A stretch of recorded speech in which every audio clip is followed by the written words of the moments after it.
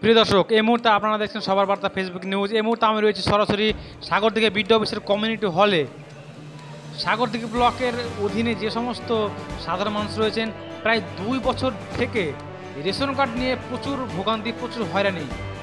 3 নম্বর form, 4 নম্বর form এবং 14 নম্বর form fill up করার 2 দিন পরেই রিজেক্ট হয়ে যাচ্ছে।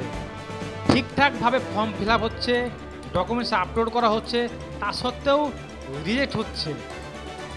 কি কারণে রিজেক্ট করা হচ্ছে এবং কিভাবে ফর্ম ফিল আপ করলে রিজেক্ট হবে না, আজ তা বলার জন্য সাগরদিঘি ব্লকের 11টি অঞ্চল থেকে food supply officer inspector Pankaj সাহেব সমস্ত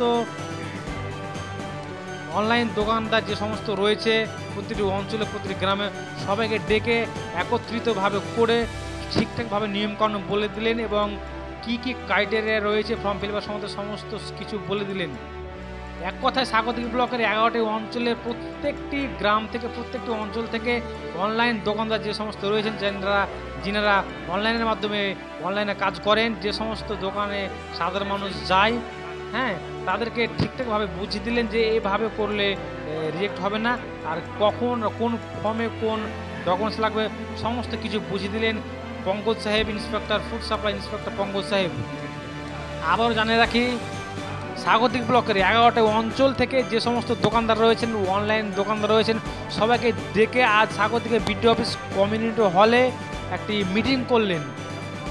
দীর্ঘ 2 বছর থেকে যে রেশন কার্ডটা কোনো কাজই হচ্ছে না, কোনো কাজ অ্যাপ্লাই হচ্ছে না, 3 নম্বর, 4 নম্বর, 14 নম্বর ফর্ম যাই কোনো ফর্ম অ্যাপ্লাই করছি শুধু রিজেক্ট। আর এই সমাধান করতে আজকে ডেকেছেন, দেখতে পাচ্ছেন। একটা লোক একটা কার্ড অন্য ভেবে চলে গেছে, ওই Aadhaar card, voter card, voter card চলে গেছে, ভোটার কার্ডে স্বামীর নাম থাকছে, 14 নম্বর ফর্ম ফিল আপ করতে হবে, আধার কার্ড এক দিতে হবে।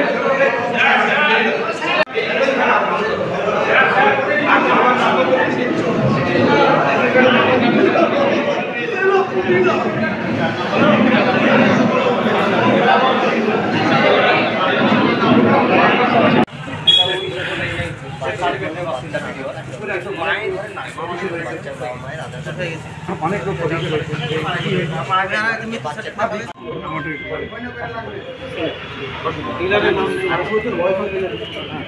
আমি কি বললাম,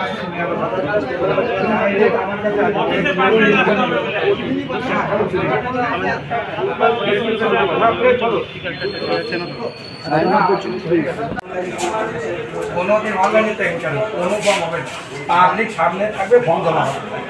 এটা আমি আসার পর থেকে তাই হচ্ছে, একটা ফর্মও কেউ নিয়ে আসতে পারে।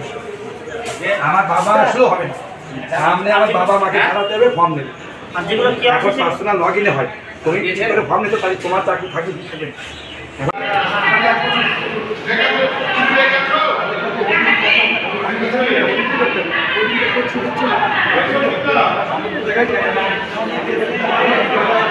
সমাজ